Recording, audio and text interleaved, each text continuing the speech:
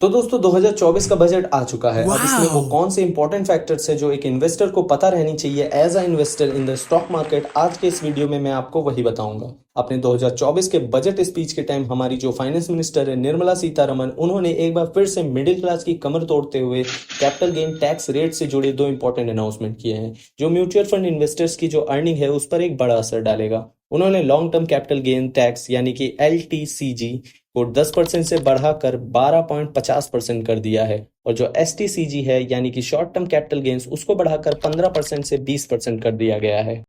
हालांकि middle class voters को lollipop देते हुए एक रिलैक्सेशन भी दिया गया है।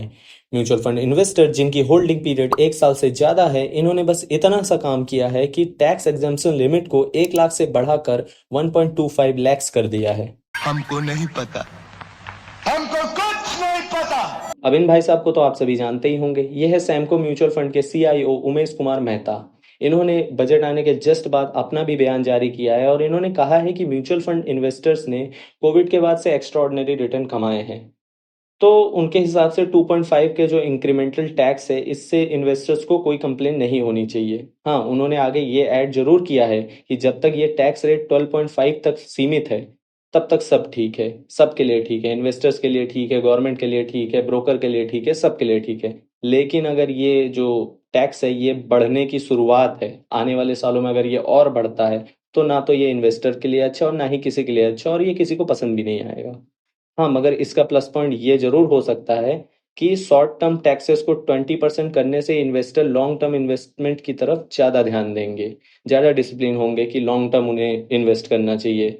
और ना सिर्फ इन्वेस्टर की ओवरऑल फाइनेंशियल हेल्थ के लिए ये अच्छा है बल्कि मार्केट के लिए भी ये बहुत अच्छा है। तो भैया आप में से अब कई सारे लोग ऐसे होंगे जो कंफ्यूज हो गए होंगे कि शॉर्ट टर्म गेन्स आखिर लगता कब है।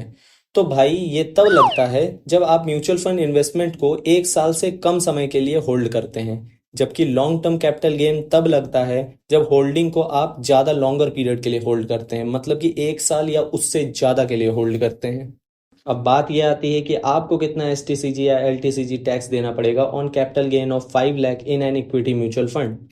अब यहाँ मैं एज्यूम कर रहा हूँ कि आपकी जो कमाई है वो इनकम टैक्स स्लैब के अंदर आ रही है और यहाँ मैं इक्विटी म्यूचुअल फंड से कमाए हुए पैसों को बिल्कुल भी इंक्लूड नहीं कर रहा हूँ।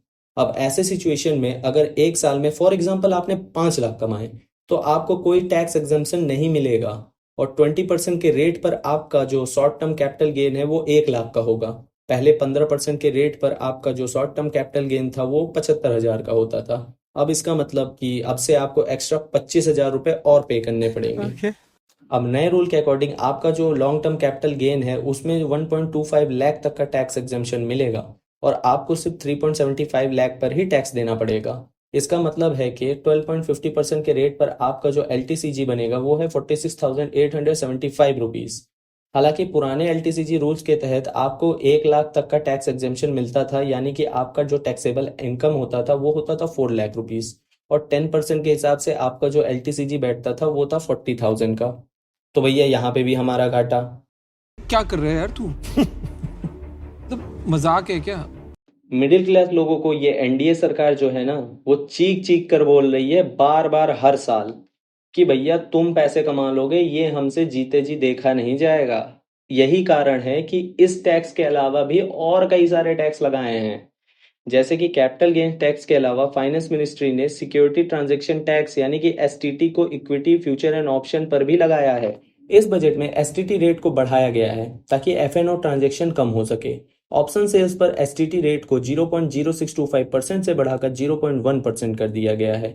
इसका मतलब ऑप्शन प्रीमियम पर STT 0.1% के रेट पर एप्लीकेबल होगा।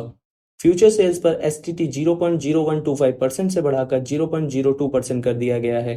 और ये जो मैंने आपको अभी तक बताया है, जितना भी टैक्स बताया है, ये सब 1 अक्टूबर 2024 से लागू हो जाएगा। क्या बात है सर, क्या बात है सर, क्या बात, ये बात है। तो भैया बस आज के लिए इतना ही। अब आप मुझे कमेंट सेक्शन में ये बताओ कि क्या NDA गवर्नमेंट यही रवैये के साथ आने वाले स्टेट इलेक्शन में बहुत अच्छे मेजोरिटी के साथ जीत पाएगी कि नहीं। अब अगर आप इस चैनल में नए हो तो इस चैनल को सब्सक्राइब कर लें और बेल आइकन को भी दबा दें ताकि आप तक हमारी लेटेस्ट वीडियो सबसे पहले